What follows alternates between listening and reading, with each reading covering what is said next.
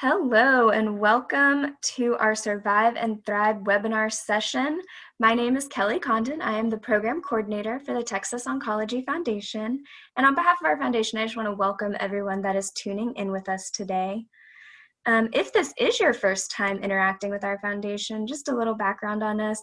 Our mission is to provide support to cancer patients in the communities where they live, work, and receive treatment. And through these Survive and Thrive programs, our foundation has been able to provide educational events and resources to help build up community connections, but also to support all of those on the cancer journey. Today, we are very excited and just grateful to have Dr. Sabrina Mikan with us. She is going to be discussing and going in depth on sound sleep and cognitive care. Dr. Mikan is actually a frequent speaker with our foundation, and she has been to a number of our Survive and Thrive symposiums. And so she is just a valued partner with our foundation. Dr. Mikan, thank you for spending time with us today, and I'm excited to hear from you. Thank you. Thank you so much for having me, Kelly, and welcome to all of you. I have so enjoyed being a part of the creation and then development of Survive and Thrive the last handful of years. It's just been unbelievable, and maybe even some of you, I've met you over the years, so welcome. Today, as Kelly was saying, we're going to talk about several different objectives and some of the biggest things that I like to focus on with anybody. This is information that I want you and caregivers share with your friends and your family too. I believe that all of this information is helpful to everyone. And really and truly, we're going to focus on how to, just what is healthy sleep? And, when we think about healthy sleep, how do we work on improving healthy sleep? How can we get to that point? I really like to teach people, and I have said this at times in presentations during Survive and Thrive symposiums, teaching relaxation techniques. So we'll get into some of those, and then moving into cognitive changes that sometimes we're aware of that happen after cancer treatment, as well as what are some of the things that we can do to improve our quality of life if we do recognize that there has been cognitive changes. And so first and foremost, welcome all of you who are survivors. I have a near and dear spot in my heart, and a very big spot in my heart regarding all cancer survivors. And really, we believe that survivorship begins at diagnosis. And as you progress through your treatment, we're all focused on all the specific details, labs and quality of life, symptom management, and so forth. And then when we're finished with treatment, there is going to be always follow-up care with your oncologist or your advanced practice provider, like your nurse practitioner, your physician's assistants, and so forth, usually about every 3 months. But the biggest piece that sometimes happens is that we've been in treatment, we've been coming into a Texas Oncology location, and now we're done with treatment. And so this is sometimes where things get a little quiet, right? We really know that there's different seasons. So we have survived treatment in the first season, and then pretty much in the second season, this can be anywhere from 1 to 3 months or 3 to 6 months post-treatment. So one has finished treatment, and now it's kind of like getting back to normal life, getting back to our new normal, as sometimes I've heard the phrase used among survivors. And then the third season is the long-term adjustment.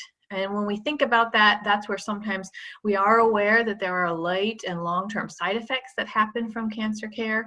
And then all of the follow-up, there's always going to be a 5-year follow-up process. Each of your oncologists will review that with you over time. And at times there's going to be lab work. Sometimes there'll be various scans.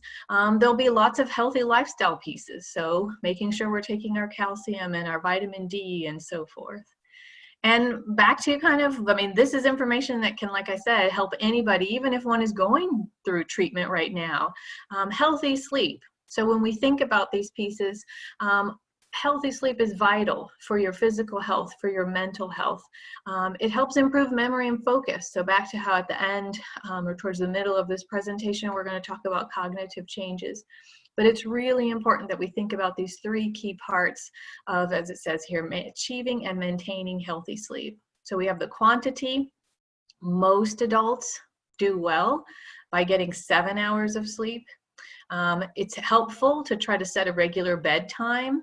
It says here that is early enough for you to get a full night's rest, whatever that might be. If you go to bed at 10 o'clock at night and wake up 7 hours or 8 hours later, or you go to bed at midnight and wake up around 8 a.m. Just depends. And then quality, and that's something, the sleep quality is really what I'm going to focus on. It's not just the length of time, so back to quantity, it is the quality of your sleep. And that's really key, because for most of us, we need to make sure that we have, a dark room, that it's nighttime out. I think about how some of us over the years have worked overnight shifts, right? And so just trying to make sure that we are getting the minimum amount of required sleep needed for the body to operate well. And then regularity, obviously. So sleeping at the right time, part of the daily rhythm of life. Waking up at the same time every morning, trying to go to bed when we're sleepy, or at the same time every evening. Just depends. Everybody's sleep is different. So back to how I had mentioned we were going to focus on sleep quality. The key determinants of this are, so sleeping more time while in bed, falling asleep in 30 minutes or less, waking up no more than once per night, and then it says here, being awake for 20 minutes or less after initially falling asleep. These can be really tricky, right? I find myself sometimes lying in bed. I've got a big day coming up, or even in the next few days, a few big meetings coming up. Sometimes my brain keeps kind of processing what am I going to do, how do I need to do it, and so forth.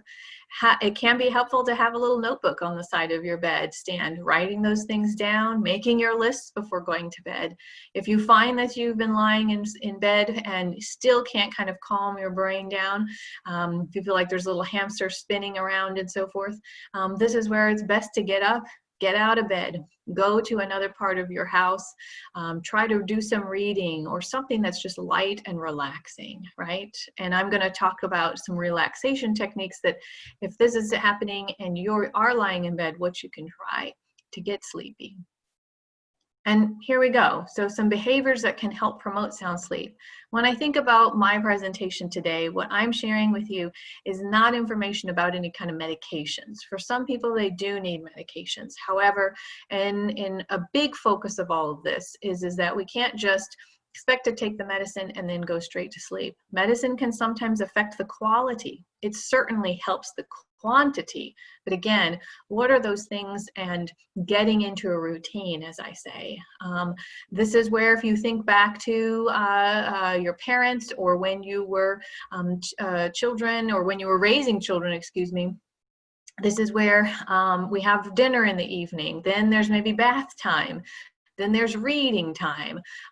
Maybe there's television in there and so forth, but it's maybe getting back to some basics in your own lives. Trying not to jump from being on the internet, responding to emails, or checking Facebook and social media, or even watching some of the nightly news that can get us kind of jazzed up, and then trying to turn off the light and immediately going to sleep.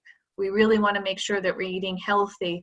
I think that it's helpful, try to be washing your linens every week at least. Some people do that a little bit more frequently or less frequently, but keeping things clean and fresh, comfortable clothes, and as I mentioned, the gearing down pattern. Relaxing, calming activities after dinner. For me, something that I've started new, particularly since COVID, has been puzzles. Definitely, I had not done any kind of 1,000-piece puzzle in probably the last 20 years. And I started doing those. It makes your brain a little challenged too. And sometimes you get a little frustrated, but more and more, it's also exciting, particularly when you find that one piece that fits in the right spot at the right place, right? And then trying to think of having maybe a lighter dinner than your other meals. Certainly for some of us, we might be kind of snacking throughout the day, but watching our meals as it gets further into the evening. Caffeine. So we all like a certain amount. We all can think about our coffee in the morning, our afternoon Texas iced tea that definitely has some good caffeine in it, or even it's just where some friends of mine, they need their daily Coca-Cola or Diet Coke, right? But it's just here where it's saying making sure that we're avoiding caffeine 4 to 6 hours before bedtime. Try that. Again, these are not one-time fixes all pieces, but trying to think about how can I be aware. I guess it's that awareness of the things that I'm doing before going to sleep. Designing the best sleep space. So a place where you choose to sleep will help you sleep better, as dark as possible. So I know friends who can fall asleep in the middle of the daytime. I can sometimes fall asleep then, but really and truly at bedtime, I need darkness, not many lights in the room, even outside lights. Keeping your area as quiet as possible. And then the piece here at the bottom, as cool as possible. So, we're not gonna turn our ACs totally down, but maybe making sure that you recognize that, particularly now that it's the summertime, that you're keeping your bedroom cooler. For some people, they're buying little bedroom fans and so forth. And for others, even that fan and that white noise is helpful while they're getting ready to sleep. And then alcohol. So I think any individual these days might be enjoying a glass of wine or a beer or two at the end of their day. I think the biggest thing is avoiding alcohol 4 hours before bedtime. It's where for some people they get a little sleepy and drowsy, but for others it's where you can get a little bit hyper as well. So taking it easy on the alcohol right before bed. And so relaxation, I think about this as it impacts me every day, and I really like for people to think about these pieces because of the fact that you can purchase apps and so forth to listen to or find on YouTube to listen to meditations and so on. For me, that's a little tricky. I do try to find the time and make the time for meditation. However, I have found that sometimes the activities that I do right before bed, while in bed, or before, when I've woken up, before leaving my bed can be really helpful. And with some of the ideas that I shared before, those are cognitive behavioral changes. We think about small actions over time. And, at times we are going to have a Diet Coke at 10 o'clock at night or something like that, right? However, it's just in your daily rhythm, in your daily activities, trying to do our best. And so when I think about cognitive behavioral therapy that I just love, I did one earlier today, relaxation training. How can I relax my shoulders? How can I relax my eyes? How can I relax my stomach, my legs, and so forth? And the biggest piece that I like about all of this is breathing. And so I have, when I've talked about this at Survive and Thrive symposiums, I have taught diaphragmatic breathing. This is where, when you're breathing in through your nose, instead of kind of sucking in your gut, you're also pushing out your gut. I would recommend that you write both of these names down and Google them and find YouTube videos. There's plenty of articles also out there that really tell you step-by-step approach on how to do this. I kind of mix both of them together, actually. And I really like this YouTube video that shows about box breathing. The information about box breathing that most people have heard about is how this is what the Navy SEALs and the Rangers and so forth are taught and actually master during times of extreme stress and conflict and so forth. So I'm going to minimize this and then go to the video here. Make it just a little bit bigger.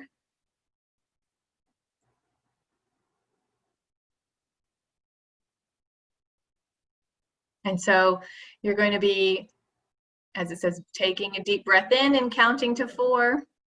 You're going to hold it for 4. And then you're going to breathe out for 4. And then you hold for 4. You can maybe watch this video as you're learning how to do this.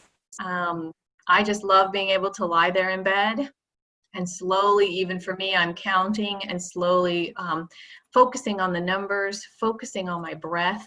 And in general, as it says here, you're holding. So I will start here, taking an inhale of 1, 2, 3, 4, holding it for 1, 2, 3, 4, exhaling it 1, 2, 3, 4, and holding it 1, 2, 3, 4. Even in me just speaking that out loud, it was nice because it just allowed me to recenter for a moment. If we're thinking about this big and these deep breaths, try to maybe mimic it when your doctor has ever listened to your lungs and tells you take a deep breath in, hold it, take a deep breath out, and so forth. This can make people faint, right? If you've ever done that 5 or 6 times sitting on the exam table, I even get a little lightheaded. So when we're in bed, it's nice because both of these things begin to slow our heart rate, slow everything down. And sometimes on really, restless nights, I am being honest, I will have to try to do this. Could be 5, 6 times while lying there. It's not, again, really, really fast fix, but just doing it a few times and focusing on my breath, focusing on my body and what I'm feeling. So give it a shot, okay? And then we'll segue into cognitive changes. So over the last few years, I have been involved in the cognitive changes research that we have done at my location with the University of Texas.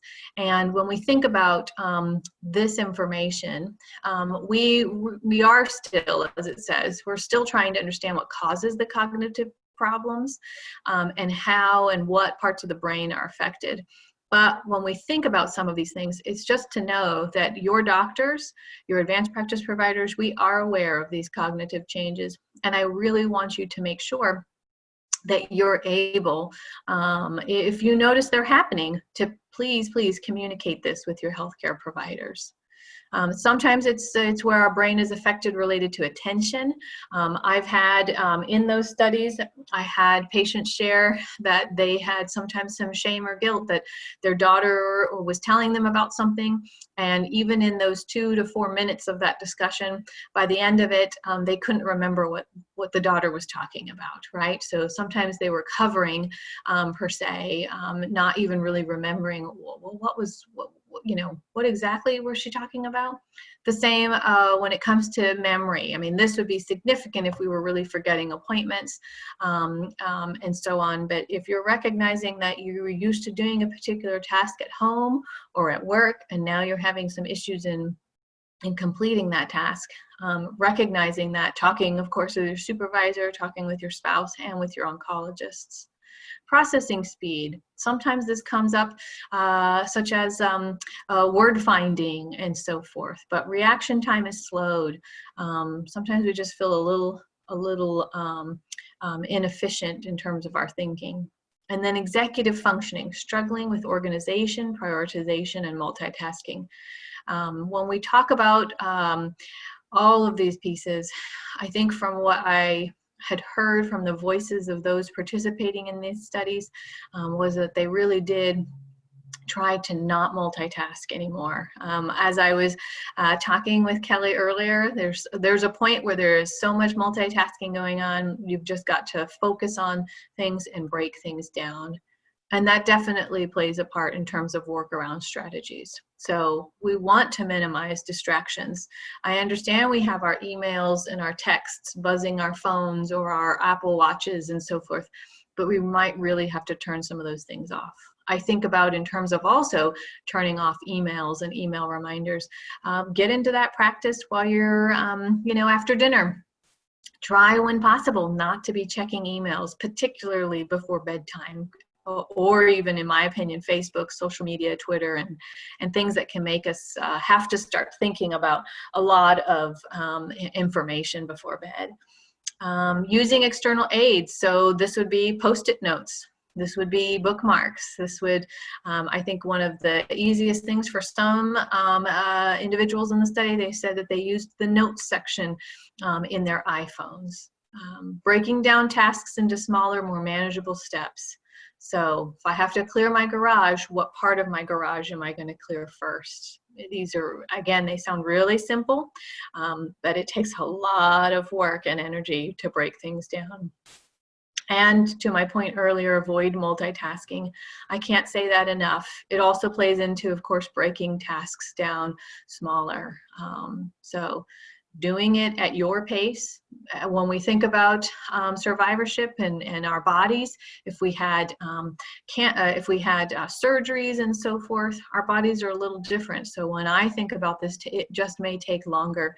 It's also your endurance and your pace. So don't push yourself so hard and so quickly. And then I always like how one participant shared, habits are our friends. So getting into good habits is always helpful. Not one strategy works for everyone, that's for sure. I think about how I do always want patients and caregivers to know that cancer is a condition covered by the Americans with Disabilities. So if there are changes significantly impacting you, be it was during treatment or now post-treatment, do be communicating with not only your oncologist, but your HR department. And then, of course, if your cognitive problems are severely affecting your life, this is where, through you connecting and communicating what's going on with your oncologist, you might need to see a neurologist or an occupational therapist. There's sometimes a biofeedback specialist can be really, really helpful as well. And then healthy living, I kind of use all of these pieces of survivorship that we've gone through this whole cancer continuum. And now, again, how do we just kind of keep staying healthy, keeping our bodies healthy? This is everything from physical exercise, eating a balanced diet, hydrating. That's the biggest thing for me is that I don't hydrate enough. And it's a constant battle. I think any of my patients will say that I always say that I have to practice what I preach. So hydrating, especially now as we are in the summer months in Texas, we really need to make sure we're getting that 48 to 64 ounces of fluids at least a day, unless you have some sort of fluid restriction that an oncologist or your cardiologist or someone has given you. I hope that your pain is managed. I hope that if depression or anxiety has been creeping in post-treatment, again, things to let your oncologist and your oncology care team know, because we have been measuring what is called psychosocial oncology. We want to make sure that distress and so forth, particularly during survivorship, if it starts to become bothersome, there are in our communities resources for people, sliding scale in some communities of counselors and so forth. And back to exercise. So if we didn't exercise very much before treatment, or we did, and then during treatment we did have to take breaks from our usual exercise routine, I just think about how important it is to get back into some sort of routine.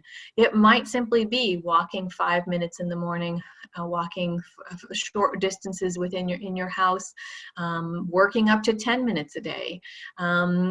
This is where in our communities, if you have a YMCA, there is the Live Strong YMCA program that is solely for cancer patients, cancer survivors. So check that out and Google it, because there are, I think also in other parts of Texas, there's the Fit Steps program. All great things for you. When I think about cognitive resources, these have been around for a long period of time. I remember in particular always hearing about Lumosity, which I think many of us thought were called Luminosity, but these are phone apps, and if you didn't have a phone where you have applications on them, you can do them online through your computer. Lumosity is about $14 a month, but I believe all three of these have a certain free level. The Brain HQ is also about $14 or $15 a month. And the CogniFit is, I think, the most expensive. It's at $19 a month. In many of my years with oncology patients and those who recognized they were having some cognitive deficits, they found these three to be very helpful. Like I said, I believe that there are free options with all of them. I myself tend to use the Lumosity even for my own kind of cognitive care. So check them out. And if you felt like this is something I need to look more into or spend more time on, then maybe you consider the subscription per month. We also have some books here. I think that these can be very helpful for individuals to find, to seek out, maybe to read with your caregiver. Because this information, in my opinion, is also really helpful so your caregiver understands the things that you're experiencing. Other resources online, in particular, I really always love the Cancer and Careers. There's various documents there that can be helpful for those of you who are returning to work. Even before treatment starts, there's helpful information there. And both the National Coalition for Cancer Survivors and the Oncology Nursing Society has a lot of reputable and I would say current information. And then caregivers, I've mentioned this throughout my presentation. You all are near and dear to our hearts as oncology providers, and we also care very, very much about you. You know, you in terms of being a caregiver, you put your loved ones first, and what we really need to make sure of is that you stay healthy enough and take care of yourself as well. So keeping up your regular appointments, even now in the time of COVID, for dental appointments and other things, important to keep those going. Your annual exams. Again, I think all practices are talking and doing COVID, measurements. So asking you those basic questions of if you've had any exposure to, if you're having any fevers, wearing masks and so on. Good hand washing. And I think that what I consider with both the sleep improvement and if one was having any cognitive changes, all of this information can be helpful for both of you. I think about the fact of right now too, what kind of activities are you and your caregiver or your friends, again, whoever's maybe living in your home more than a lot of socializing as we're going through social distancing, what kind of activities are you all doing together? I mentioned puzzles. There might be games as simple as Uno or a deck of cards. Maybe chess is a little bit too much, but there's all kinds of games, and I like to make people think about those things a little bit more. Or even the certain nice evening reading of some sort of books to each other. And for some people, it's reading excerpts from the Bible or watching a calm and quiet film together, but spend time together and enjoy each other. And thank you for joining us. I hope that you find this information helpful, and I look forward to many more Survive and Thrive webinars and maybe one day more symposiums. Thank you. Yeah, Sabrina, I am with you. I'm loving these webinars. However, I am ready to get back in person with our community. So that is my hope as well. I share that. Sabrina, thank you for just spending some time with us this afternoon. I always learn something new and pick up new details and insights from you every time I hear you speak. So thank you for your time and in preparation and also presenting this material to us today. I really, really appreciate you. You bet. So good to hear your voice, Kelly. I know, you too. I also want to just thank everyone who tuned in with us today, and I encourage you to stay current with our foundation. We are continuing to provide more resources and more presentations. So like our Facebook page, visit our website. That is where you will find all upcoming events. Thank you again for joining us. Bye-bye.